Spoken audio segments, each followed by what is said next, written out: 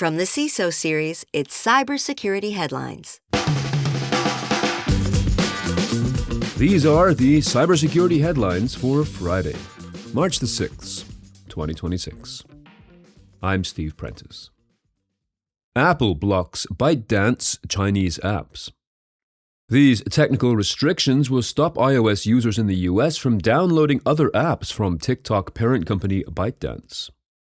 This procedure actually started in January, in which US-based iPhone users with Chinese App Store accounts began reporting obstacles when trying to download apps developed by ByteDance. Wired has confirmed that, quote, even with a valid Chinese App Store account, downloading or updating a ByteDance-owned Chinese app is blocked on Apple devices located in the United States, end quote. Neither Apple nor ByteDance nor the new entity controlling TikTok's U.S. operations, TikTok USDS joint venture, responded to Wired's request for comment.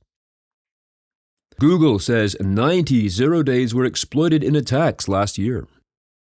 A report from the Google Threat Intelligence Group says that it tracked these 90 zero-day exploited vulnerabilities throughout 2025, and almost half of them were in enterprise software and appliances.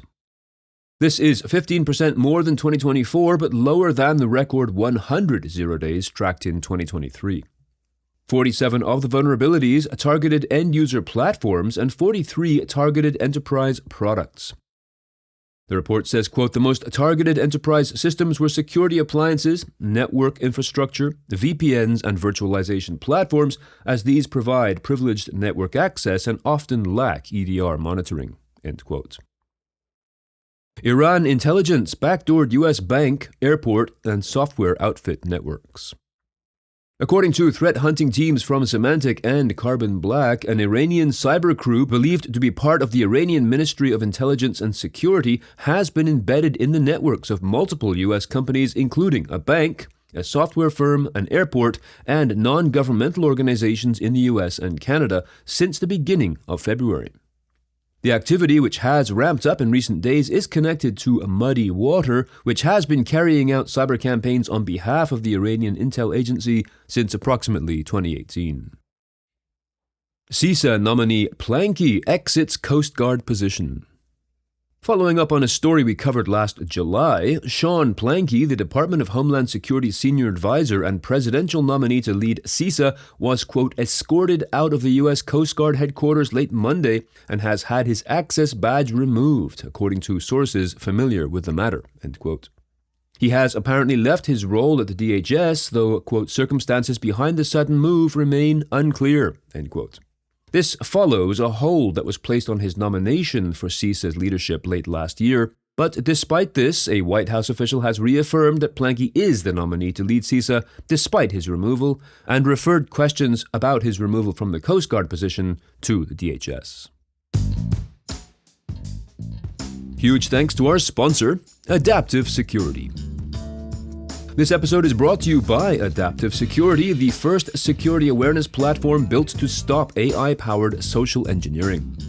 Security training fails when it's generic. Adaptive's platform personalizes training and runs deepfake simulations across email, SMS, voice, and video. And with Adaptive's AI content creator, you can drop in a breaking threat or compliance doc and instantly turn it into interactive, multilingual training. No designers and no delays. Learn more at adaptivesecurity.com. Those are the two words, adaptivesecurity.com. Check Point announces secure AI advisory service for enterprise adoption. This new advisory service aims to address the challenges of regulatory scrutiny and operational risks as, quote, AI systems expand across hybrid networks, cloud environments, and digital workspaces, end quote. Named the Secure AI Advisory Service, it is delivered through Check Point's Cyber Resilience and Response Unit, known as CPR Act. Check Point says the new service, quote, integrates governance into the broader security lifecycle, linking intelligence, readiness, detection, and response capabilities, end quote, in alignment with frameworks such as the EU AI Act, GDPR, ISO 42001, and the NIST AI Risk Management Framework. Hundreds of Iranian hacking attempts hit surveillance cameras. Another story from Checkpoint, according to researchers from that company, quote, multiple Iranian hacking crews have been targeting internet-connected surveillance cameras across Israel and other Middle Eastern countries, end quote, since the start of the war there on February 28th. These have been described as attempts to exploit a handful of bugs in IP cameras made by two manufacturers, Hikvision and Dahua. The countries targeted include Israel, Qatar, Bahrain, Kuwait, the United Arab Emirates, Cyprus, and Lebanon.